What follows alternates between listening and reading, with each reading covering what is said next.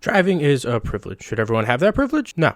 No, they shouldn't. There are bad drivers, there are good drivers, and there is everything in between. I'd say 99% of people fall into being a good driver, but it just so happens that there's currently, in the United States at least, 223 million licensed drivers across 50 United States. And then you divide that by 20,000 cities and towns, I googled it, trust me, and that equals about 11,500 bad drivers per town and city. Some of these cities have a population of like 500 people, so they might have less, but it just so happens that every time I drive, I run into every single bad driver on the planet, and I know what you're thinking, and no.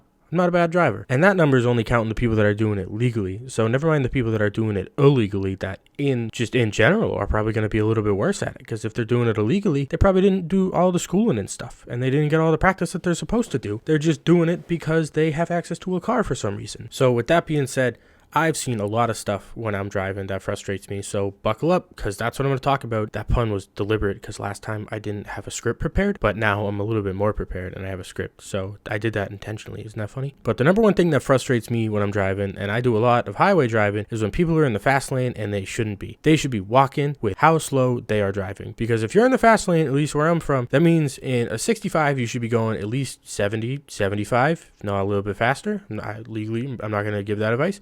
And that's widely understood. And there are people that don't know that. And that's fine. But when you get into the fast lane and you go 50 miles an hour, which like props to you for being a safe driver, it's just a very dangerous way about doing that, because there are 3 other lanes that you should be using that you could be going that speed. And that's a little bit more acceptable. So I would appreciate it if you stopped doing that in the fast lane. And staying on the highway, there are, as you may know this, if you're currently somebody who is a licensed driver, there are people on the road that think that they're just more important than you. And you got to accept that, because every car, when you buy it, unless it's like a Model T, which is the first car, I think, I don't know, don't fact check me on that, I didn't Google that one, every car should have directional signals. If you don't know what that is, then I don't know what to tell you. You're one of the drivers that I don't like. But it's that little stick behind your steering wheel that if you flick it up, it tells everyone that you're turning right, and if you flick it down, that tells everyone that you're turning left. And that is very important when you're driving on the highway and you're going pretty fast, because there are people around you whose lives are in your hands. And if you just randomly switch lanes without looking around you, that's pretty frustrating, and that's very dangerous. And then if you do that without indicating that you're turning, that's 10 times more dangerous, and it's 10 times more frustrating. And then on top of that, you have the people that can't maintain their lane because they're just checking their phone,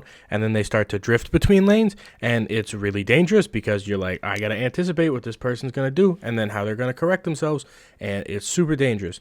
And 90% of the time, those people are checking their phones, which you should never be on your phone when you're driving. That's common knowledge, you know what I'm saying? If you're at a red light and you're stopped, sure, send a text message real quick, check something, do something. But if you're at a red light watching a TikTok for 45 seconds and I beat my horn at you after like 10 seconds out of courtesy to let you know that the light changed colors, and then you decide to make a certain gesture to me through your rear windshield, I'm not going to be a big fan of that. Am I going to do anything about it? Nope. I'm probably going to shake my head and be like, wow, that guy's mean. That's about it.